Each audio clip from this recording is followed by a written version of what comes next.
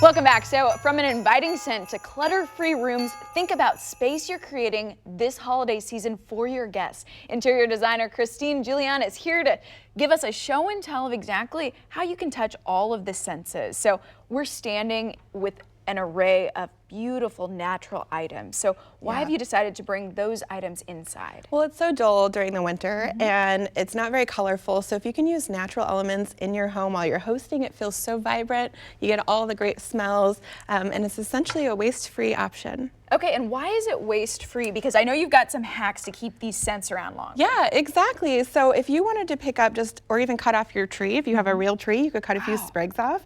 Once you're done hosting for the night, you could put them in a baggie in your fridge and use them again during the holiday season or compost them when you're done. Okay, and then when we start talking about space, right, some of us may live in smaller apartments. You know, what's something that we should think about when prepping for holiday guests? Well, you don't have to bring a ton of stuff in, and that's usually what people do, and then it gets overbearing. It doesn't have to be Santa's bag full. No, that's exactly.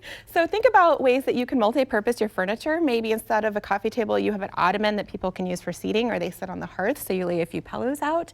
And think about zoning your space a little bit so people can sort of spread out during your event. Okay, so you're actually setting the stage for where you want people to sit. Exactly. Okay, I love that. And then how have you guys made the kitchen just a little bit more? Yeah, well, I think using these gorgeous bowls, this is made by local artist Darren White, and he brings elements that are made right here in Kansas City. These are true Kansas City wood pieces. Wow. You can use them all year round, but they look awesome for the holidays. Okay, and then what areas should we be seasonally thinking about if we're gonna have guests, like maybe who are staying overnight? Right.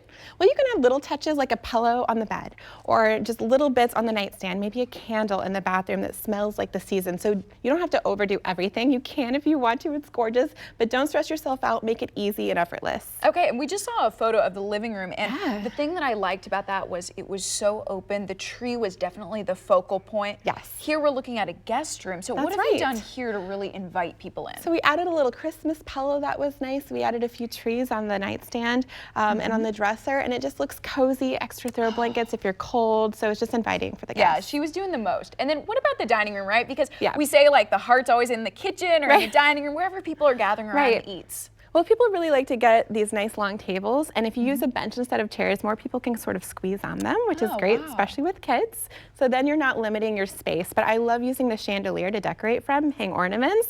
That adds a whole nother element. So those are the little blue nods. Yeah.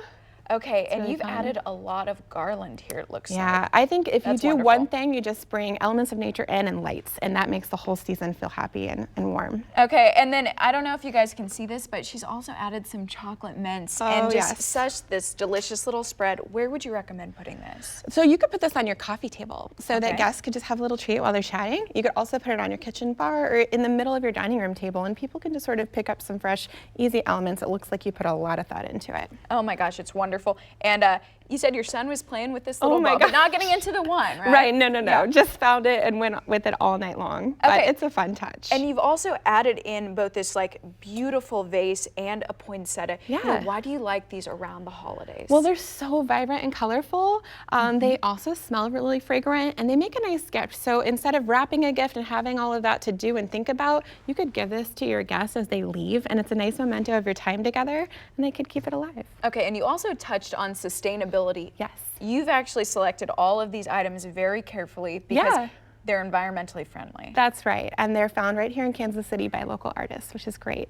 Okay, and then what have you done with the napkins to make sure that we're not even wasting there? Right, so if you use cloth napkins, you could use even these little ornaments that you could write on with a dry erase marker. You could write people's names for place settings. See, you've thought of everything. They put it on their tree. This is found at Jinna Boom Boutique, made right here in Kansas City. And then we can just wash it and no need for waste. That's right. Okay, well thank you so much, Christine. We really appreciate all of these tips and tricks. Thanks.